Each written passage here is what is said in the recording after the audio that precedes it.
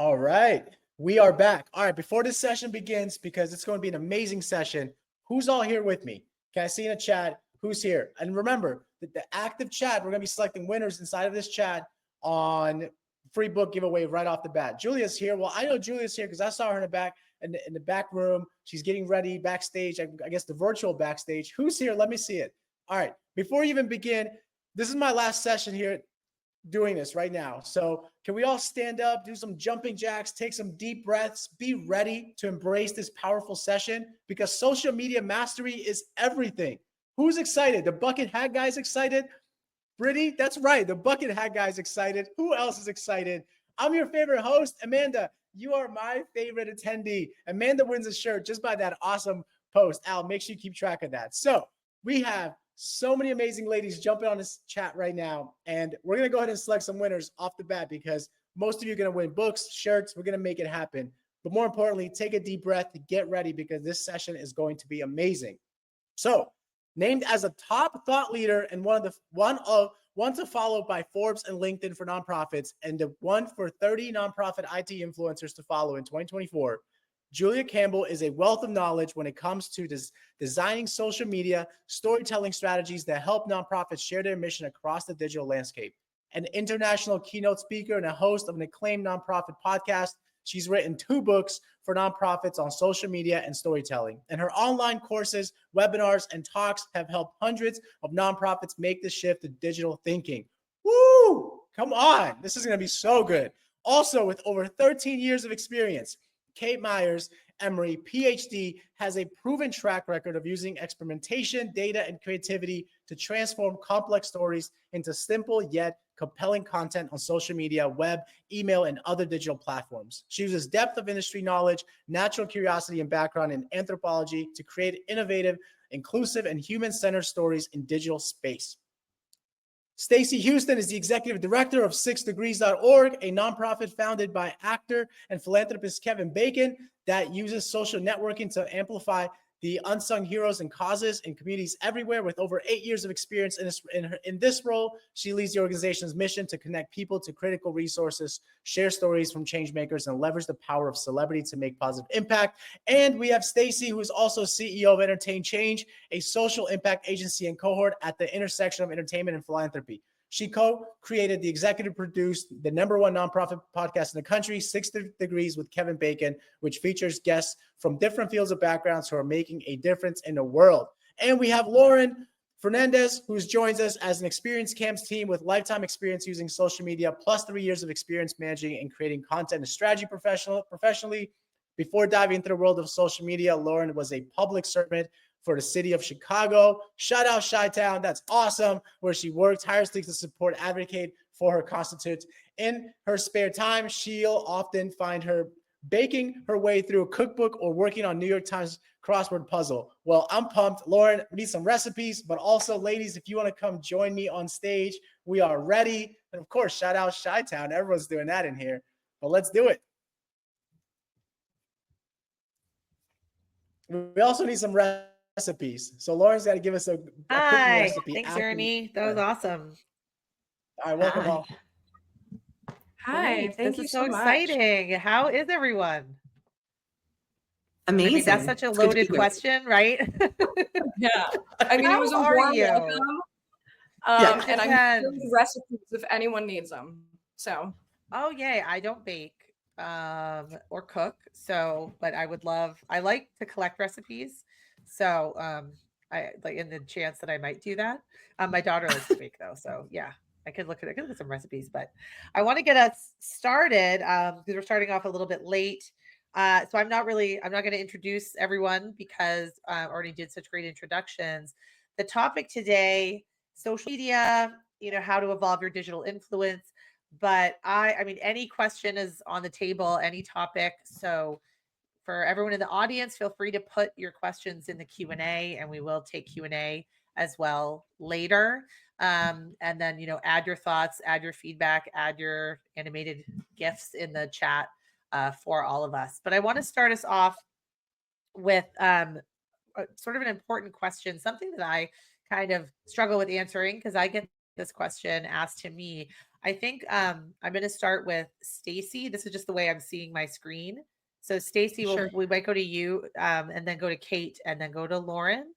But how have you seen the role of social media evolve for nonprofits, over the past few years? And maybe you can talk specifically about how it's evolved for 6 Degrees and your specific organizations as well. Yeah, absolutely, for sure. I think that the way it's evolved for nonprofits is it's way more critical now to be engaging people online and converting followers to donors, and also thinking about how we activate that community. I mean, most recently, I would say that we're seeing people more and more actually search for topics, and our social media pages are giving the answers. So social media pages are becoming search engines.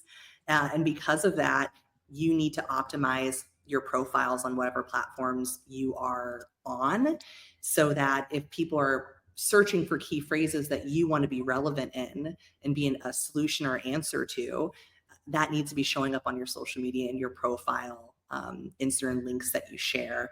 And that's so different, right? I think for a long time, social media was just kind of an additive. Oh, this is what we've been doing. Here's some pictures, here's some video. Now it's like people are going there versus a website. I think we'll always have to have a website, but I know that there are plenty of people that are following 6 Degrees that really just know us through our social profiles. And so starting to think as a nonprofit how you really own those audiences in the case of, a TikTok 12-hour blackout, and all of a sudden your entire community is gone. And so those sorts of things are shifting rapidly. And you kind of have to just be agile and really thinking about how to connect directly with those followers online. Great point. Yeah, I totally agree. I mean, I think, because social media is being used more as a search engine, what we're seeing at Candid is it's really important to have social media be about sharing your mission, not be about promoting. So it's not, driving link clicks. It's not getting people off social media. It's finding interesting ways to engage them in these spaces and creating those moments for education, for learning, maybe even entertainment. Can we be entertaining? Maybe a little bit of fun. And that, I think, is a shift that we've really seen. Although I do think this question is interesting because, as much as we've seen a shift now, I do keep thinking of but how is this helpful moving forward? Because the future is so uncertain. So it is that being flexible, being agile, thinking creatively about how we can reuse stuff and repurpose it, and really just leaning into what is our mission? Why are we here? What are we doing with these communities? Yeah, I think I'm going to feed off of two things that both of you said. I think when it comes to how social media has evolved, it has gone from additive, like you said, Stacy, to the prime source of where people are finding us. For experience camps, for instance, what we do on our social media page is really amplify the voices of grieving children. And we've really leaned into the storytelling element of sharing our mission, sharing our values. And what we do at camp is we create a community. We are a community of people who get it. And what we've tried to do is extend that niche and make it a space online. And that's really what I've seen kind of evolve over the years, is that with every nonprofit, they have their own niche, and it's just become a different way to engage with people and really create and foster community and connect with people, as opposed to we're going to make the same post on Facebook, LinkedIn, Twitter, so on, X, my apologies, and so on and so forth. Yeah. I love that. I think that's really important. I agree that it is so much more about living in the space and the platform rather than posting a link. I mean, that hasn't happened. That hasn't really worked for a long time now, but posting a link and getting someone to go to your website.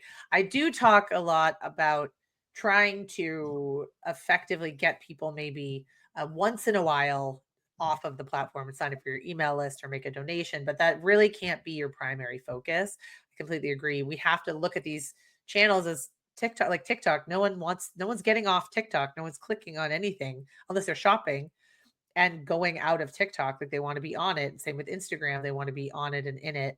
And how can we sort of seamlessly fit into that? So I think this is really important. So let me see. I'm going to start with maybe Kate, and then we can do Lauren and Stacy for this question. What are some of the biggest trends that nonprofits should be paying attention to right now? Like, what are you really excited about? I think everyone seems to be talking about AI. I mean, every single the trends for 2025 had AI as just an overriding theme. But what I really think we need to be paying attention to, given the rise of AI, is being more human, is being more authentic and genuine and real. And that's a really slippery term. Like, okay, be authentic. What does that look like? At Candid, what we're doing is we're really trying to use real imagery of our staff. We're showing them. We're trying to have messaging that feels really human and really speaks to what folks are going through in our community, what they're experiencing. We're trying to speak directly to those pain points, and really just, connect through comments and keep moving the conversation forward. So, with all this technology and with all this AI and all these amazing tools, we're kind of taking the other approach of okay, let's be more human. I love that.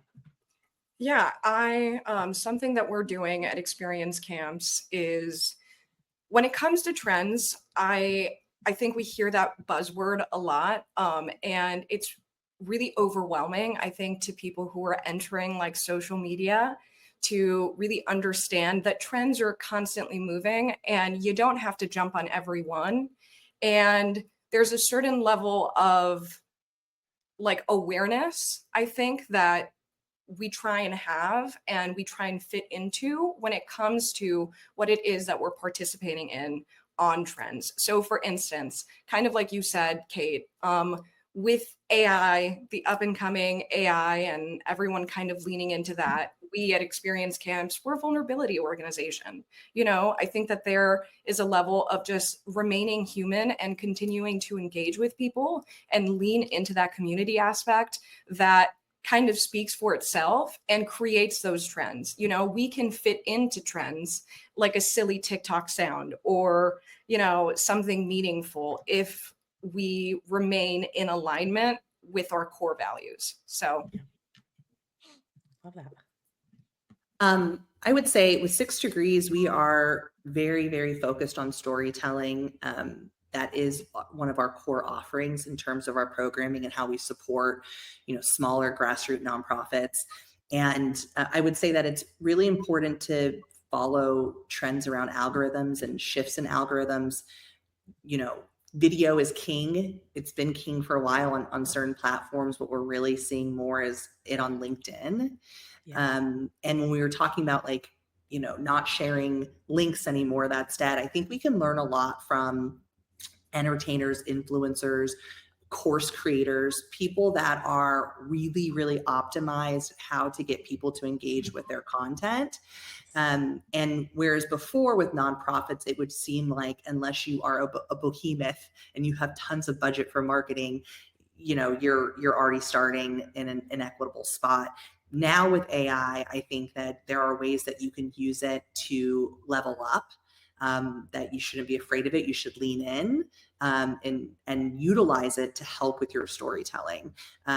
We are really big on what we believe is ethical storytelling, ensuring that we tell stories without doing harm or being centering the trauma to get the gift. And so what I think this allows us to do is to focus more on imagery, words, trends around videos and content and hooks that really can get people engaged and emotive in a thoughtful way.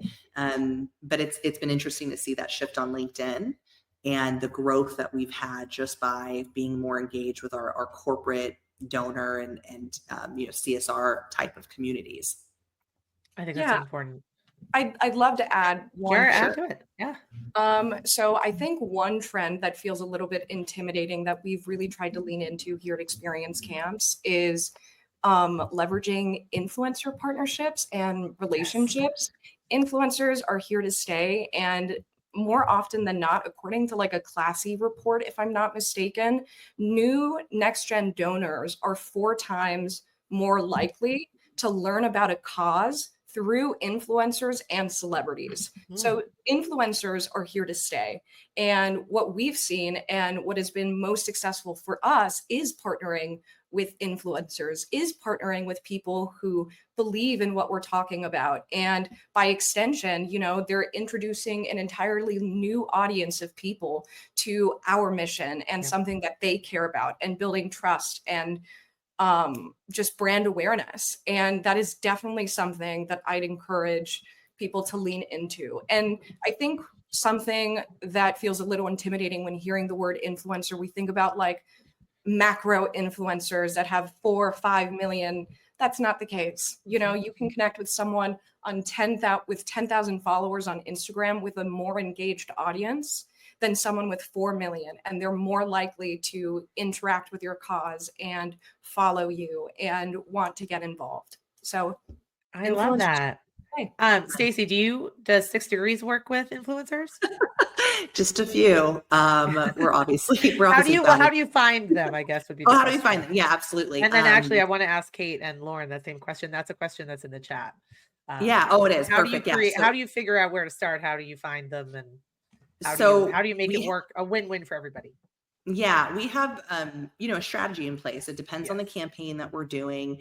We are really thoughtful with, we're gearing up for a big mental health campaign. And so we have a strategy in place to look for micro influencers, people that have very thoughtful mental health related content that would be inspired to get involved with what we're doing.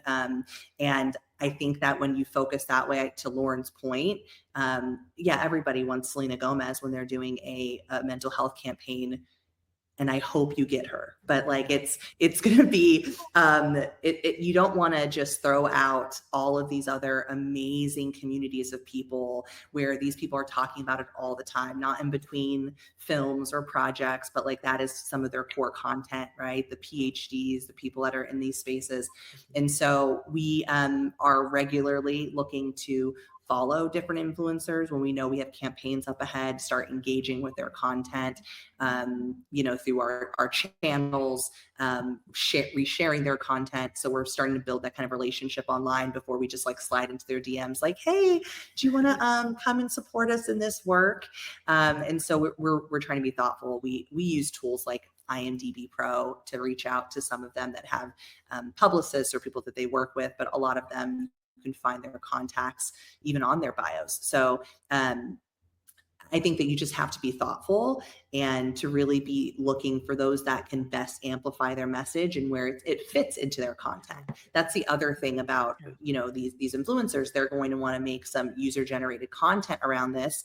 And does it fit, or does it detract from their kind of core aesthetic and what they talk about all the time?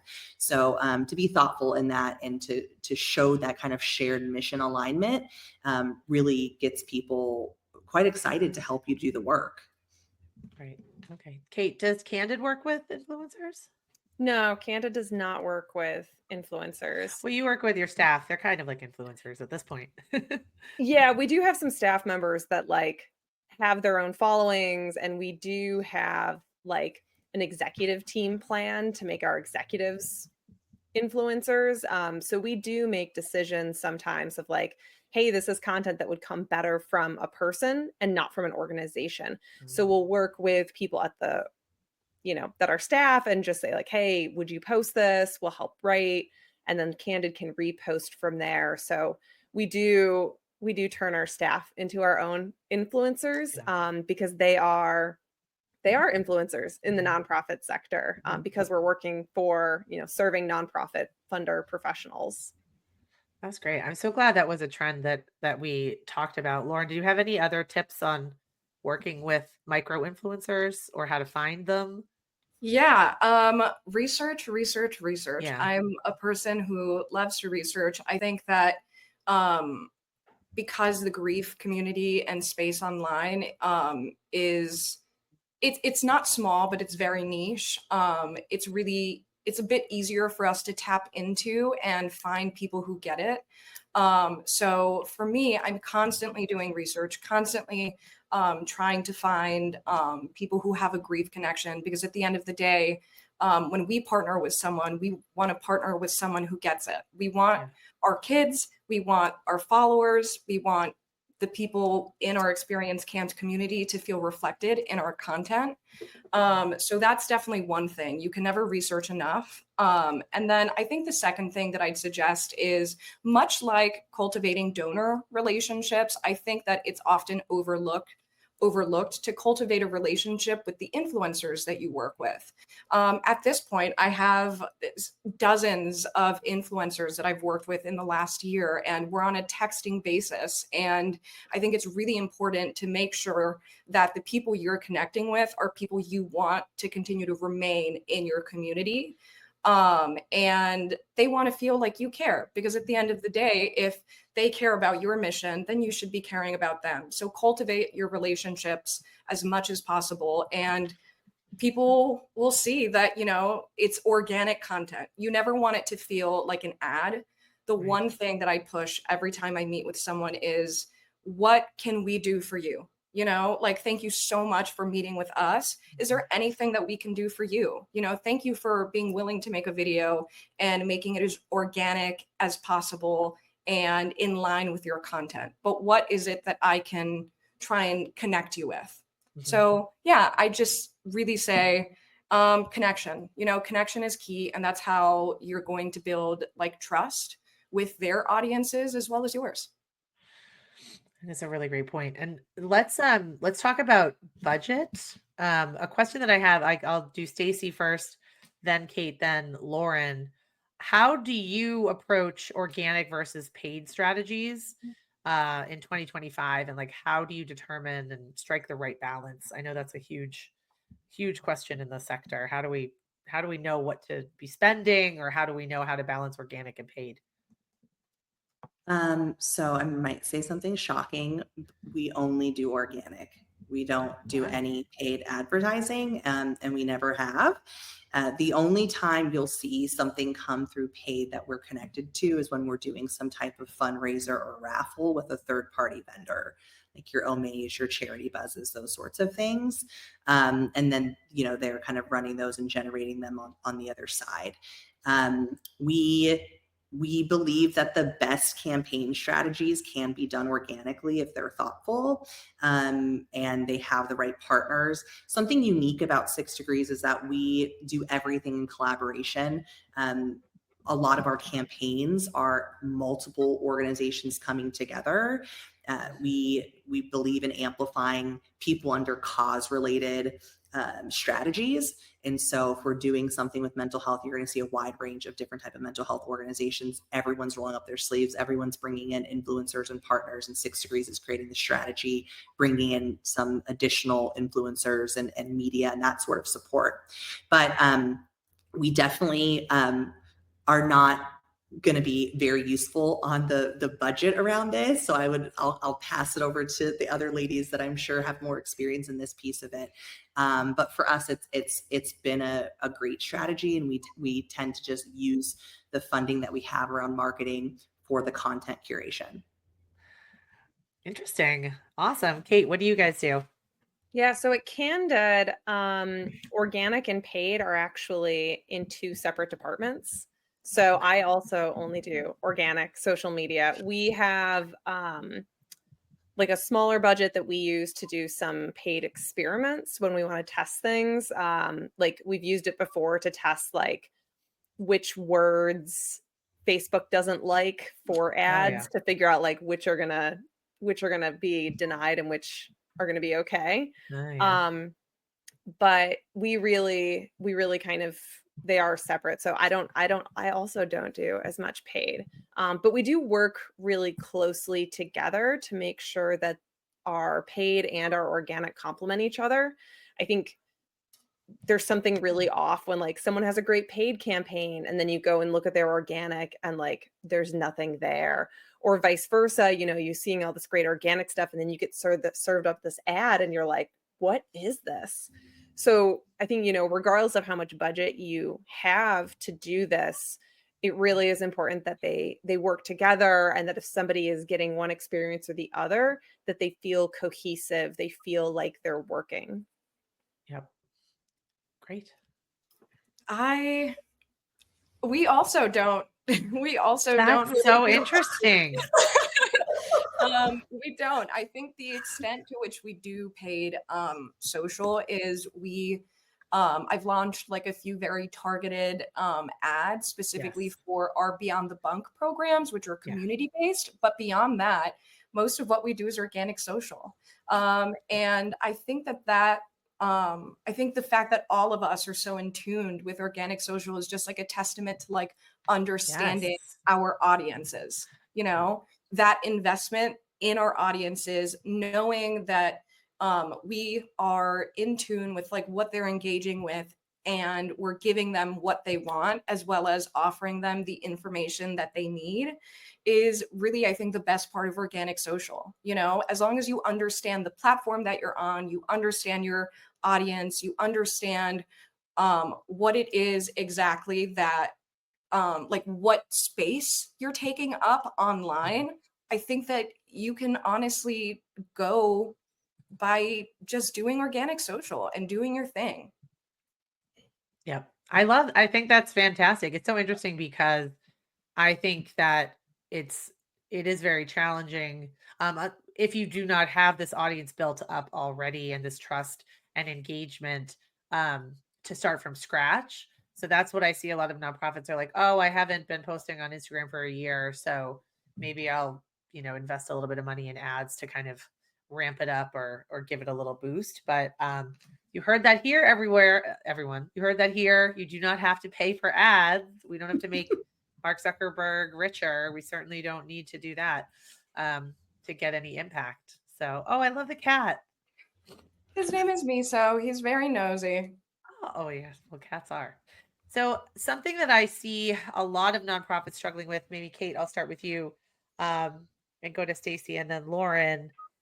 How do we, well, first of all, how do we manage the constant need to be aware of what's going on with our own mental health without burnout? And I think that particular question right now, we can take it in a bunch of directions because I think there's a lot of divisiveness. There's a lot of hateful comments. I know any nonprofit that I work with, I don't care if it's a library or a cat rescue, they're getting negative comments or they're just struggling to sort of keep up with keep up with everything that's going on while still keeping their mental health in check. So do you have any strategies for sort of managing your social media presence, growing it, and then managing burnout?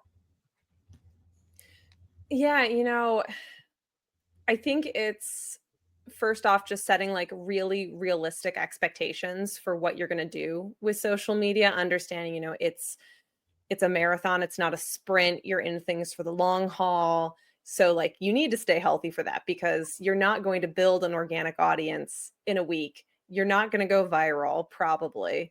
So it's really finding ways that you can kind of slowly build up things. So I think being consistent is really important. You know, even if it's just I'm posting once a week, post once a week. If it's twice a week, great. You don't have to, you know, feed the beast every single day. As long as you've come up with some consistency. I think one thing that can be really helpful is having like an evergreen library. So content that you can use at any moment. You can reuse it, you can repurpose it, you can get it out. I think that's one of the best ways to like relieve that pressure a little bit. And then boundaries, set really good boundaries. It's one of the things that I've like doubled down on this year. So, you know, I have set times of the day where I say, okay, I'm going to log in and I'm going to find out what's happening on the news. I'm going to find out what's happening in social media and what's happening with algorithms. What do I need to be aware of? And I keep it to my working hours. Outside of work, I look at zero social media. I have an app blocker on my phone. I can't even open them on a browser.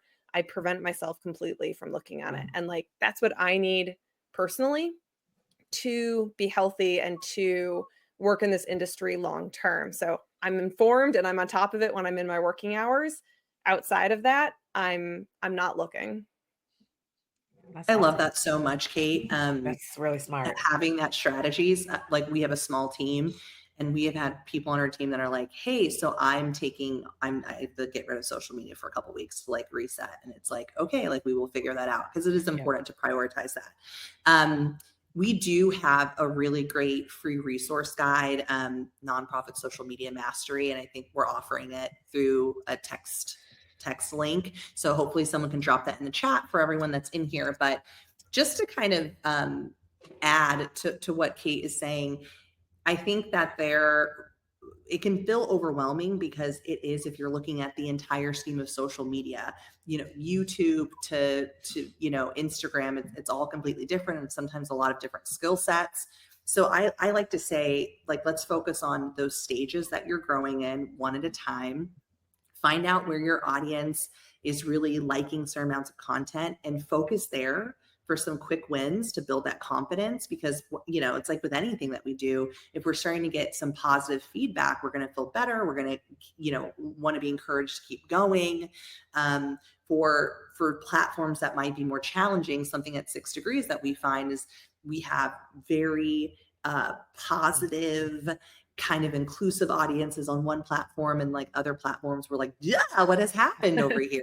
And it's like we post something, we know we're going to have a lot of like, this is a safe space, we don't say certain types of words, and that's another tool that you can have. Like, depending on what you're doing, you might just want to have like templates so that people don't have to feel like they're being attacked. They just have something that they can go to share, hey, this is how we communicate with each other in this space. So I mean, social media, we have to face it, like it's like sometimes like a little bit of a war zone, right? People are very, very keyboard warriors, and and there's also bots. Like, there's not humans on the other side. Oh, of I know, on ads especially. So you guys aren't seeing that, but on ads, it's all bots usually. Yeah, it is, and so just being thoughtful, and what I would say is social calendars are key. Start with a social calendar, and like Kate said, maybe it's a couple days a week on a couple different platforms, but build that into your strategy, and then you have accountability.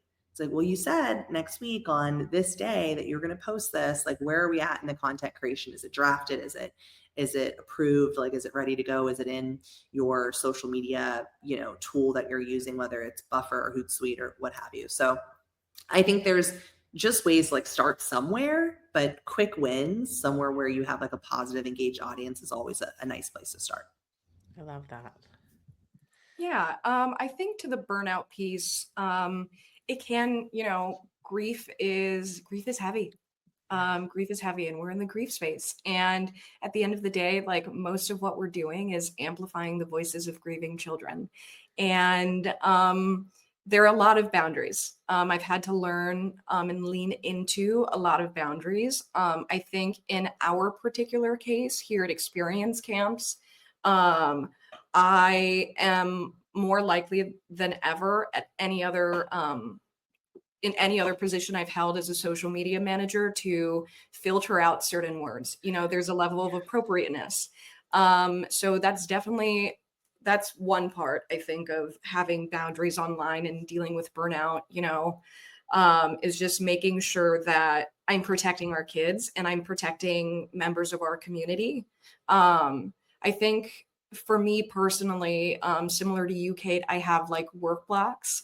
So in the morning, I do my daily social listening, and I'm, seeing what algorithmic changes there are and so on and so forth. And then I literally have assigned myself like 1 hour of TikTok on lunch, and then I'm out, because it's rough. It can be really rough. And while it can be rough, I also think that with everything that we're doing here on social media, like, we're in the beautiful part of social media, and when I'm feeling really burnt out, like, I tend to just try and like connect and lean into my mission, and connect with the kids and see what other organizations are doing that are actually making ripples instead of being yucky on socials. Exactly. And I think it's so important. The three of you, it's not like you're not, Best Friends Animal Society, which does an amazing job on social media, but it's not all puppies and kittens, and it's not an after school program. I think what a lot of nonprofits struggle with is that how do we turn such a, like not necessarily a dark issue, but a heavy issue or complicated or a technical issue or something that people don't really understand. How do we turn that into social media content? So this has been fantastic. I want to I love this question though, Kate, that you added into the document. And I would love to just throw it to you first. And then Lauren, if and Stacy, if you want to answer it. This is a question that I get almost every single day. So have you ever left a social media platform? And how did you make that decision? Yeah. Are we all gonna say the same one? Just kidding. Yeah, I mean, I'm sure we might have Probably. all left the same one, but I don't know. So Candid left X, Twitter, about a year ago. And the decision making that went into it, we're a nonprofit, we're nonpartisan, especially Candid, like we're really trying to be, completely neutral in what we're doing. And so we took it as a very much like a data decision. And we saw that we lost a lot of followers. We lost, I think the day that Elon Musk bought it, we lost 20,000 followers. Wow. And it was just downhill from there. And we went from, like 5,000 engagements every day, it being our best channel, to like, we're lucky if we get like 20 a month at the end of it. And so we had made the decision based on the data alone, not what else is happening, that that we would leave the platform. And the decision that we also made around it was that we would, post saying, hey, in a month we're leaving. You're not going to find us here anymore. Here are other places you can find us. But we do still have our account, and we will still respond to if people have like really serious problems on the platform. And the reason that we chose to do that, to keep it, is so that we can't lose our name. We don't want Yes. someone to take candid.org and then Do use something it. bad with it, right? Yeah, because now with it used to be that like if you got rid of it, the name wouldn't come up for a while. But with X, it's only a 3-month period. And even if you're inactive, so if you don't delete your account, if you're just inactive for 3 months, you will lose it and they'll allow someone else to grab it. So we made the decision that we would quietly use it to respond to some comments. The other benefit of holding on to the account is that we can monitor what people are saying about us on the account. So we don't actively use it. We have, for the most part, left. But yeah, it was a completely a data decision, which I think is really helpful when you're talking Yes. with, board of trustees who have very divergent opinions on things. If it's just the data's not there, it's not worth an investment anymore. Exactly. Stacy, have you left any platforms or okay? Same, yeah. We left X. Ours was moral.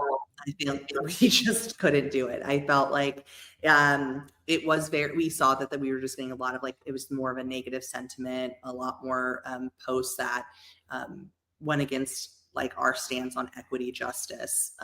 These are like our core pillars around like empowering people and inclusion, diversity, things that we will not run away from.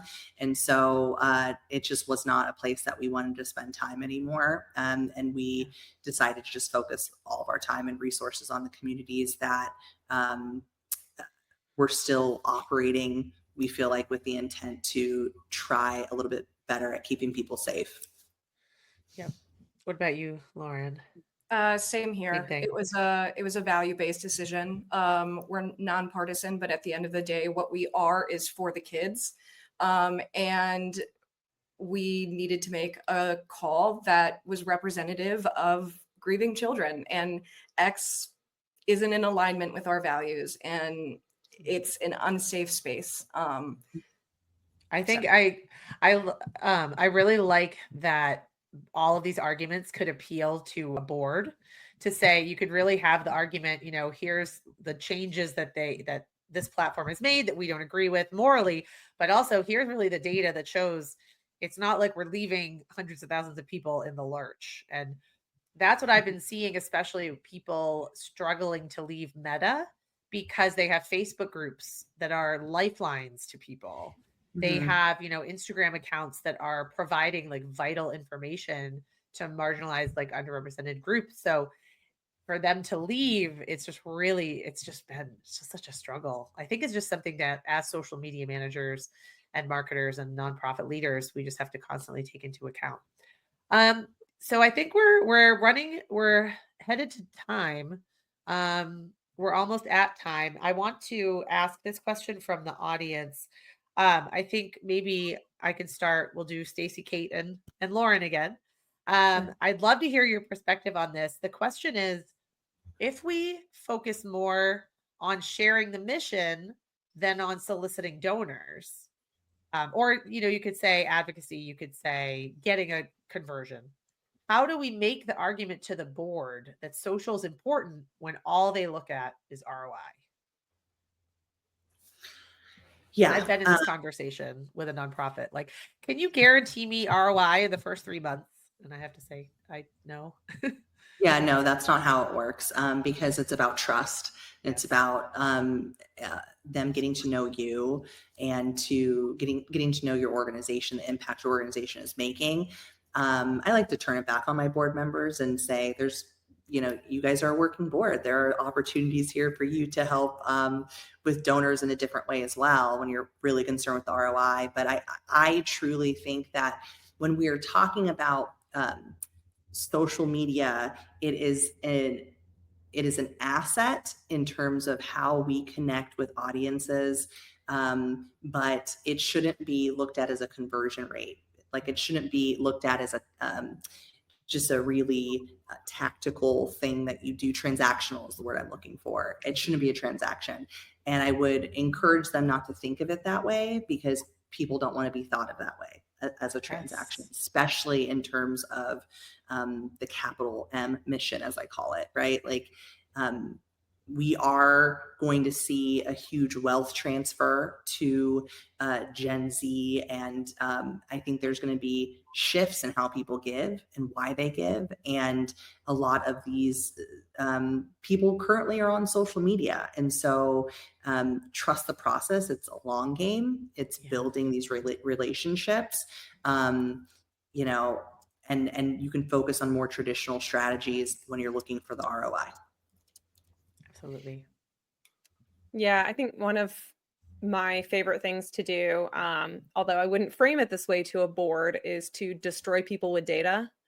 So I think pointing out things like, this is what the algorithms do. The algorithms do not want you to leave the platform. They do not want you to click. That's not what social media is good for. And really educating them, like, this is what social media is great for. Social media is great for getting your nonprofit to be part of someone's identity, to getting them to feel like they're part of a community. And then when they get the email that asks them to donate, they'll be more likely to, because they've had all these wonderful positive experiences where you've reinforced that you are something important to them and important to, their outlook on life and the world that they want to create. Social media is the building up, the building of the community. It's not the conversion. And I think that is a really challenging thing. And, if that's all they're focused on, then you can start focusing on how they can get you a big budget so you can do paid ads so they can get ROI. It's educating up. Yeah, totally. Yeah. When it comes to ROI, I've tried to, I think, shift our thinking a little bit in terms of, like, yes, we have the data, we have the engagement rates, so on and so forth. Is it translating into dollars and cents? No, but what we are doing is building relationships with people. I'm intentionally seeking out influencers and building relationships and cultivating relationships with them. And that turns into entering their network of people and agencies and brands who are able to give in-kind donations, are able to sacrifice their time. They're buying into it, not because we're directly asking. you know, and when it does, you know, with a Giving Tuesday, for instance, I think that there is room for like actual like fundraising on socials, but I think it has to be driven from the community. It's Yes. less us and more we believe in you and we'd like to help you. You know, like our most successful fundraising campaigns have been crowdfunding, which is volunteer led, you know, and what we do is we really try and invest in our community, make them feel seen and appreciated. You know, we give back to them and say, hey, thank you so much for investing all of this time and energy and tapping into the people you know. And I think ultimately, like, I think our understanding of ROI just needs to shift, especially when it comes to social media. I love you. that. And Nicole wrote in the chat, so much of our job is educating people on what social media is. It really is. It's not just creating content. It's not just posting. It's actually, you know, educating people on what social media is. So we're at time. So I would love to encourage everyone to connect with our panelists, you know, on LinkedIn. I don't know. Are all of you on LinkedIn? We are. Yeah. Okay. We're all on that platform still. Yes, I know. I'm still on there as well. And then I know there's going to be a closing keynote. So I encourage everyone to stay for that. But thank you so much for sharing your expertise, your knowledge. And I know you're really, really busy, but this has been wonderful. So I really appreciate it. Thank you so much. Thanks, Julia. Thanks, Thank you, everyone. guys. Bye. Take care. Awesome. Well, thank you, ladies. Thank you, everybody. Thank you so much for presenting and for working so hard to deliver this amazing presentation. As you can see in the chat, everyone loved it. So that was great. So have a good rest of your day. Make